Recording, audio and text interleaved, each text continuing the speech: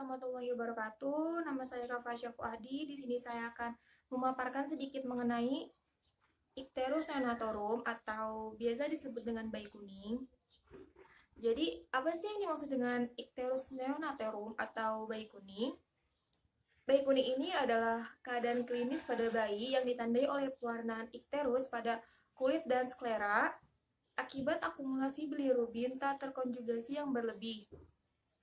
Icterus atau bayi kuning ini secara klinis akan mulai tampak pada bayi baru lahir bila kadar bilirubin darahnya itu 5-7 mgdl. Di sini ada tanda-tanda Icterus neonatorum menurut patologisnya. Yang pertama itu kuning timbul 24 jam pertama setelah kelahiran. Yang kedua, bayi akan menguning lebih dari 14 hari. Yang ketiga, kuning pada bayi akan nampak dari telapak kaki sampai tangan. Yang keempat, tinja pada bayi pun terlihat pucat.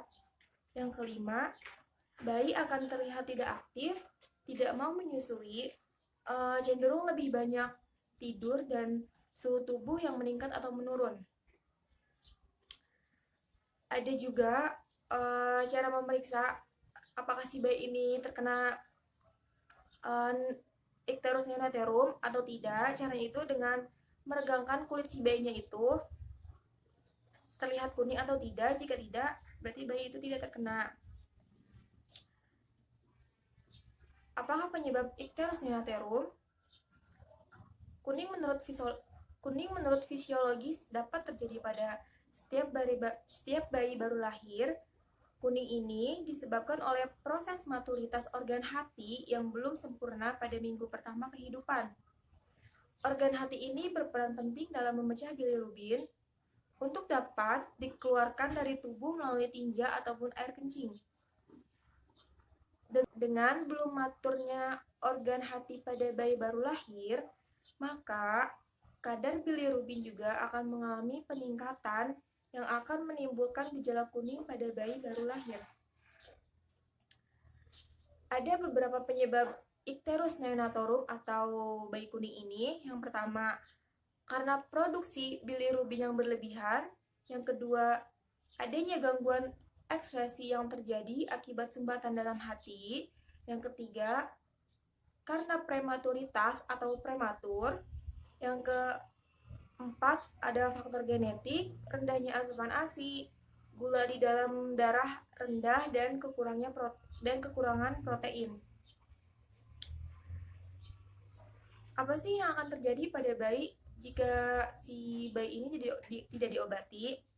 Nah, yang akan terjadi pada bayi ini, bayi akan mengalami kernicterus. Kernicterus itu sendiri adalah suatu kerusakan otak akibat pelengketan bilirubin pada otak yang dapat menyebabkan kecacatan atau kelainan seumur hidup yang disebut cerebral palsy.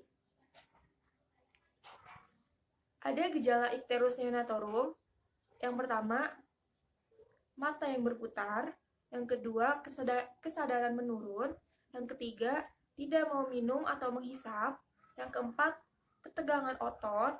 Yang kelima, leher kaku. Selanjutnya ada kejang dan tuli, ada gangguan bicara, ada keterbelakangan mental, dan yang terakhir itu pada umur yang lebih lanjut dapat terjadi spasme atau kekakuan pada otot si bayi.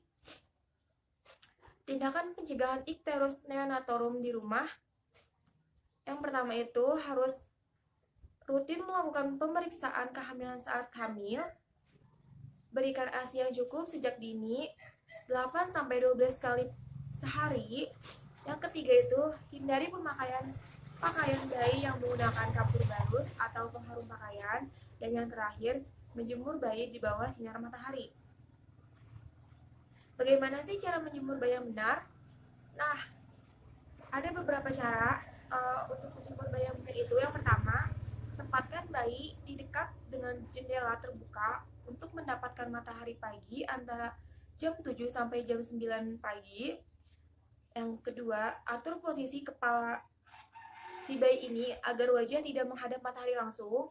Yang ketiga, lakukan penyinaran selama 30 menit. 15 terlentang dan 15 menit lagi tengkurap. Dan yang terakhir itu usahakan kontak sinar dengan kulit seluas mungkin. Oleh karena itu, bayi tidak memakai pakaian atau telanjang, tetapi hati-hati jangan sampai si bayi ini kedinginan. Bagaimana sih penanganan Ichthyorus neonatorium bila dibawa ke rumah sakit?